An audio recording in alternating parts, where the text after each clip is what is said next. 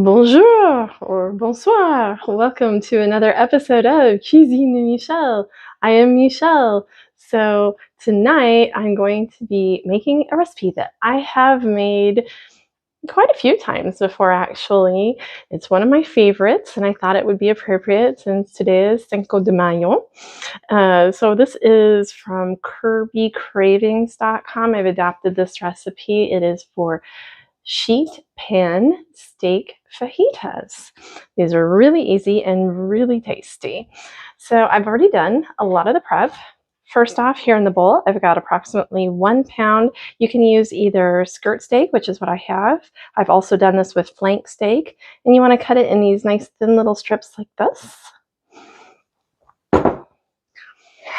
And here in this other bowl, I did this partly so we could see this and partly because I do my veggies separately. You don't have to do the veggies separately if you don't want to.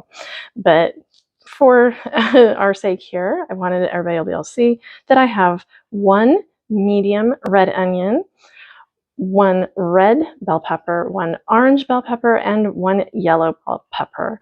And they've been all sliced up thin here. Again, if you only had like all red peppers or something like that, no problem. It's really whatever you want. Or if you want to add other veggies in, or more onions, less or no onion, whatever. I mean, it's fajitas. It's flexible. It's whatever you prefer. And yes, I know that these are probably not like authentic fajitas, but this is just a recipe just to have, you know, to be as close as I can get it at home anyway. And to suit our taste. So here in this small bowl, I'm going to be putting together the spice blend.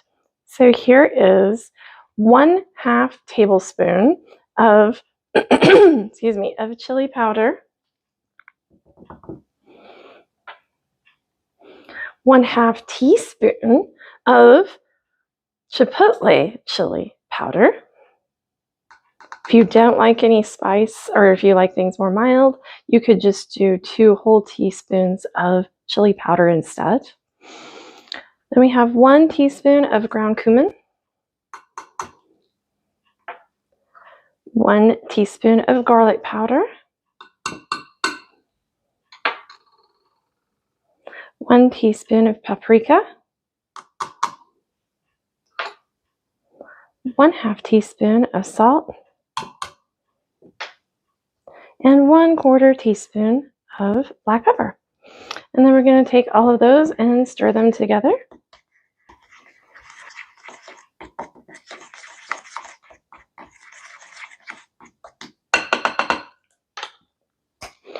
Once you have all of those stirred together, we're going to be sprinkling them over what we have in here.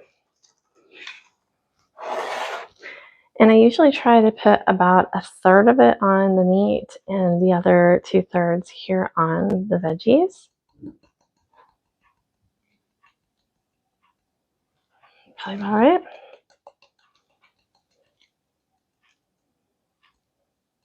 Maybe just a little bit more over here. Why not? And then I'm going to be using 1 teaspoon of bottled minced garlic. I'm going to put some of it with the meat. So about 1/2 with the meat and about 1/2 with my veggies.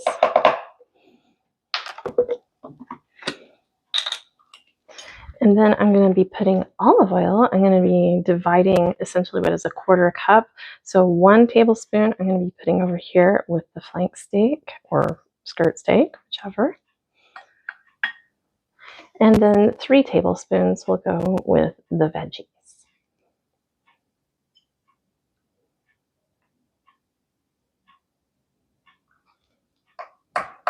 Again, it doesn't have to be a perfect exact amount on this.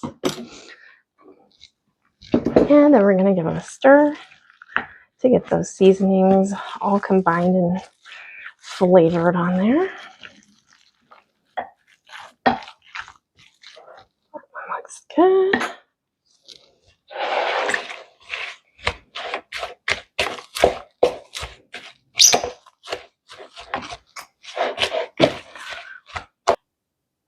Now that I've got the seasonings combined on there, we're going to be pouring them out onto baking sheets here.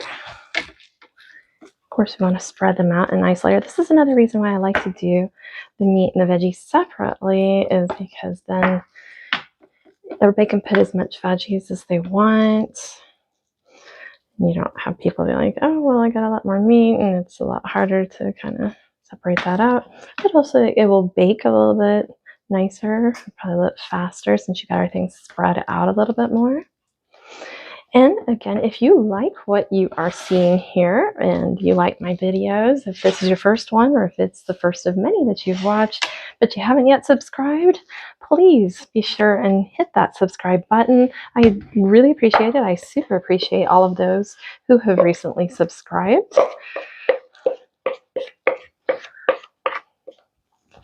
That is a massive pile of veggies. It looks awesome. I'll tell you that even though there's not as much meat, I love having the leftovers of this and just having the veggies in there to make it an all veggie type thing. It's just as tasty, I swear. I could put this on a bigger one, actually. Anyway, once you have them spread out, you're going to be putting them into a 400-degree Fahrenheit oven and baking them for anywhere from 12 to 20 minutes. It depends on how done. And again, that's another reason to have your meat separate, because then you can see, like, maybe your meat got a little more done or you don't want it as done as the veggies or vice versa. So anyway, anywhere from 12 to 20, just make sure you check, and then we'll see you at final plating. Okay, so we have finished baking these. I ended up only needing to go the 12 minutes. And so now what we're going to do is construct it. I've got a flour tortilla. Of course, you can use corn. I don't know which one is the authentic version, but I like flour tortillas, so that's what I'm going to have. So then I'm going to put some of my meat and some of my veggies in here.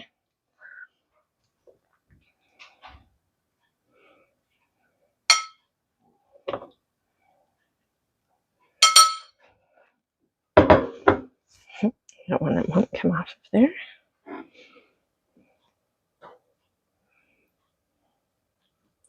And one thing I'm going to do that's going to definitely make it not as authentic is I really like cheese in my fajitas, and this Gordo's cheese dip is one of my favorite things.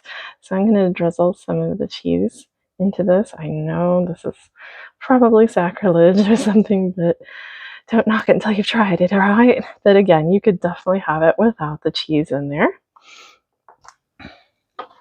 You're gonna roll it up, and of course, gotta have that all-important taste test, even though I know it's fabulous.